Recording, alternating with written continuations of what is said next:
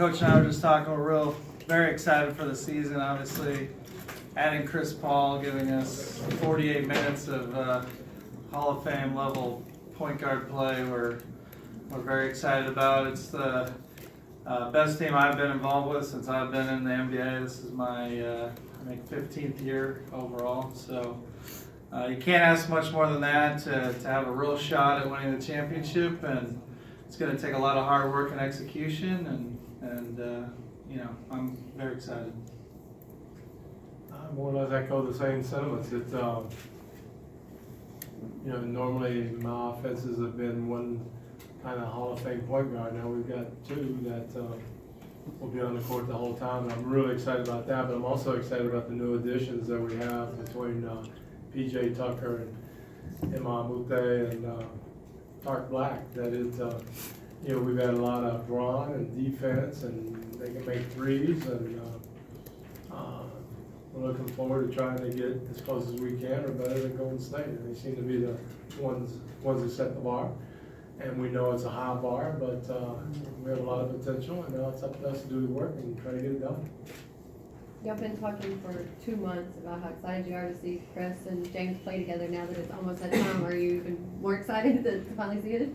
Well, I just say it's already been happening. I mean, they've been playing in gyms around the country and out of the country all summer, and you know, just from my watching it, and coach has watched it even more than me. I mean, we're 100% certain it's going to work. Coach, have you had a chance, or of course you have, what kind of conversations have you had with Chris and James as far as how that dynamic is going to work with both being point guards and the ball dominant guards? Well, you know, we've addressed it a lot, so we've talked about it a lot, but more importantly, they've talked about it. And you know, the first step is that, do they want to share the ball? Do they want to make each other better? Will there be a synergy between the two? And that's where it starts. We'll all figure it out. And I know there'll be some maybe rough spots that might, you know, the first exhibition game, we've got to see, you know, who's turning around and looking for the ball, and does that hurt the team, or is both of them looking? So we have little things to work out, but again, both of them are very willing to do whatever it takes to be the best that we can be. Now we just got to figure out what that is, and keep improving on it all year. And so there shouldn't, you know, anytime you have great players, there shouldn't be a problem if they all want to be great together and play together. So we have that down already. How might this change your offense? How's it change it? Yeah, does it look the same, or do you do things differently? You know, hopefully we're a little bit more efficient. Hopefully we're, you know, we're still going to have the same philosophies. We still do the same thing. The look could be a little different. We could go do some two-guard fronts, and I've never done that before. So we'll look into it, but we're going to experiment some. And then most of the time, if you give them freedom and you have certain philosophies that you want them to do, then they'll figure out what's comfortable for them. And by watching them and putting them in spots that they can succeed, both of them, and adjusting a little bit, to me, that's the process. And you get them to a point where they're really good together. And that just, like I said, the only hindrance for that, in my experience, has been they don't want to do that. One wants to dominate the ball. One doesn't want to do this. One doesn't want to do that. That's where you get blocked. But when you have willing participants on the whole side, surely, you know, we can figure it out to the best of our ability. Hey Mike, can you address this, either one of you guys, just the drive that James brings, one of the best players in the league, but he said after the season that he wants to keep getting better as a player. He's not satisfied where he is. From your seat, what do you think about when you hear that kind of stuff? Well, that's what it takes to win a championship or to pursue a championship, without a doubt. He has to get better all the time. If I'm not mistaken, I think he's lost 12 pounds from where we started here last year. If I'm not mistaken, I'm a little sure, but I think it was 10 or 12 or something like that.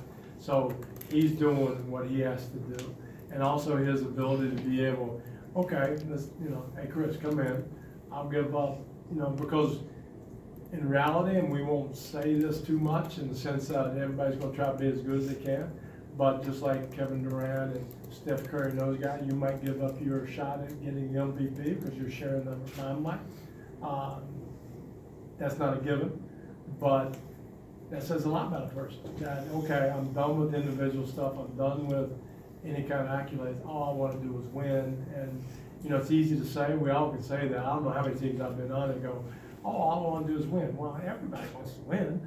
And before you sit on the bench while we let these guys win, no, most of the time, well, then you won't do everything. So it's one of those deals where his words and his actions have proven that he wants to win. And yeah, I just don't think he said enough about that. I would say from on my side, someone who's willing to say, hey, let's figure out how to keep making the team better.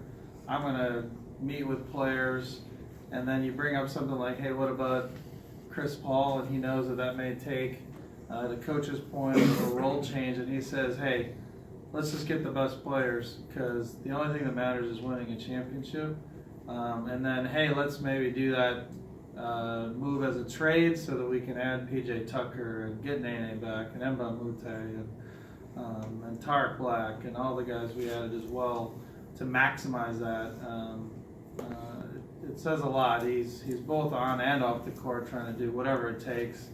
And really, it's been such a great partnership with him in terms of him also signing for 6 years. Just really shows his level of commitment to what he wants to do for the Rockets and the city of Houston. Coach, what was your reaction to President Trump's statements that players who choose not to stand for the national anthem should be fired? Obviously it's a hot topic, and I'm glad you asked. I will stand behind anybody's right to protest in any way they see fit. I might not agree with the protest, I might not agree with, I think all Americans can disagree. Certain protests, you have one side or the other. But I think all Americans agree you have the right to protest. So I will stand united wherever the players, feel they need to do, then I will be with them 1,000%. And I hate it that the country's in a bad spot right now. It's not great. And we don't need to politicize sports. And, it's a great platform. And I support them 1,000% to be able to get the viewpoint out. But to be vilified or because you speak your mind or you don't like certain segments of our society, that's not right. And they have a right to say, well, you have a right to walk out of the room. I get that too. But don't vilify somebody or demean their character. It's not right. Have you talked to any of the guys about any plans they might have? No, I think it's, we'll cross that bridge when we get to it. We haven't got there yet. Darryl, what's the challenge? That I know of. I have not answered your question. If there is a challenge of having the caveat, having kind of dialogue all summer about acquiring a Hall of Fame player and then not happening, does it set a bar in terms of expectations within the locker room, and that you have to kind of mitigate as you move forward, or how do you deal with that? I truly don't understand. What did you mean? Like, because we added Chris, you mean? I don't. The potential to add Carmelo on this team, Oh, okay. Summer, then it doesn't happen. How do you deal with it as you move forward? Honestly, it's not 100% hasn't been an issue. Obviously, we were involved in rumors. That was a situation where he was very interested in coming here. I think we had some interest if we could make it work out, but it never did. And all our players, from guy 1 to 20 right now, we're very excited with the people in the room, and there wasn't any discussion about any disappointment or anything like that. Mike, with Clint, is the next step for him being able to play 30 minutes a game aside from, other than 24? That would be, yes. He said, and we don't have to have that because Nene's back, and then we have Tarek Black who will be able to contribute. But if I'm Clint Capella, I played 24 minutes last year. I need to get that up to 30, and my what I give can't fall off. I can't, I need to keep not getting tired. I take him out, and I told him, I take him out because you look tired. You look laboring out there. You're not running the floor. And they said, well, I need to play. No, you don't, until you get it up. So his next step is that. And I think he will. I think it's a matter of getting older, stronger, getting to a man's body.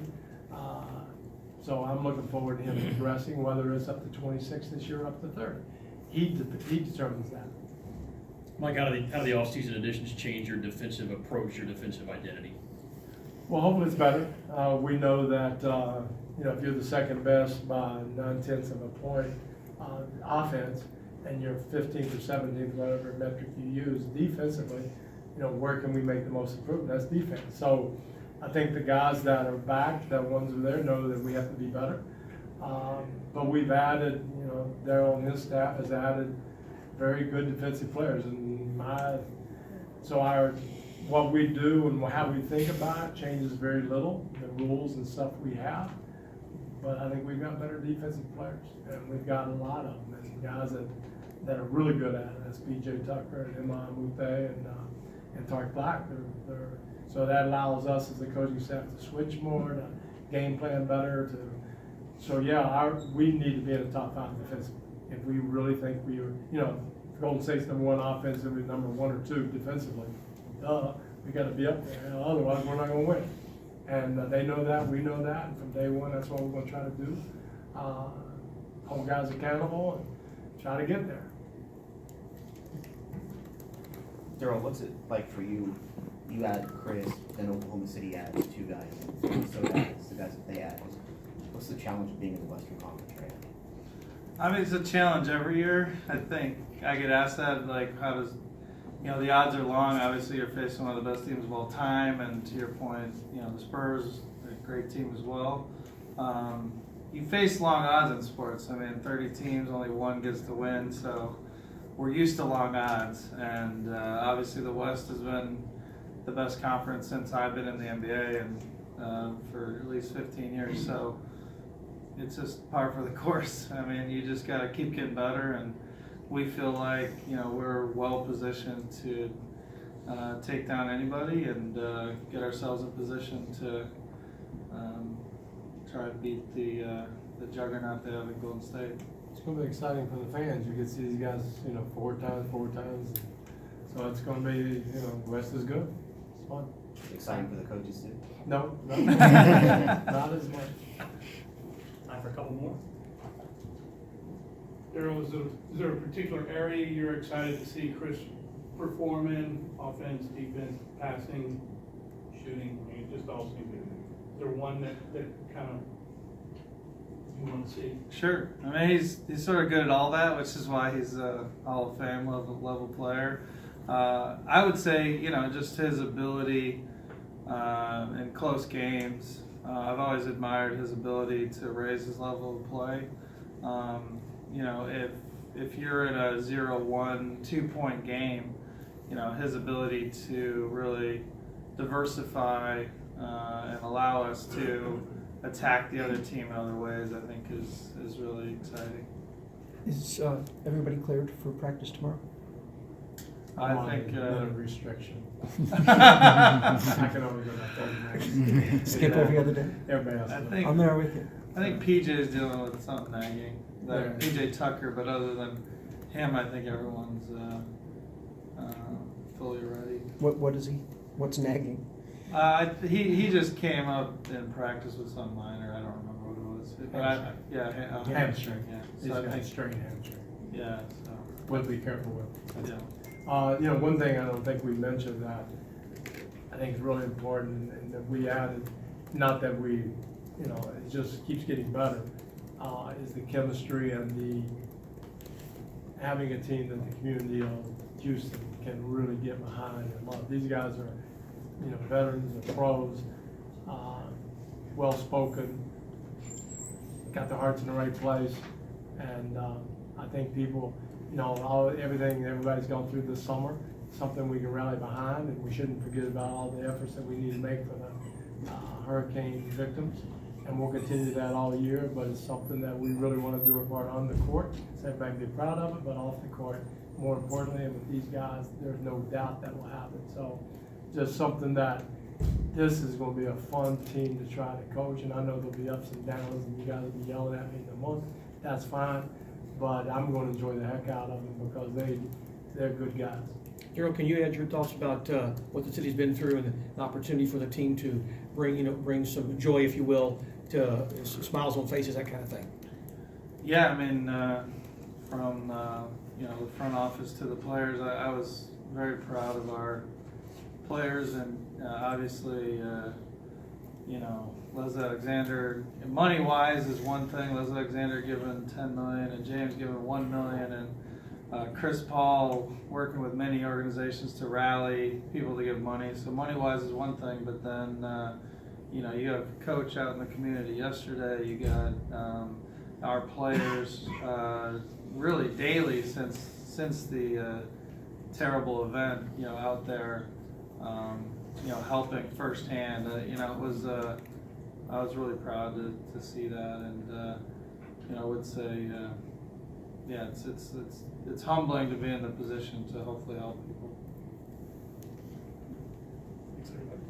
Good.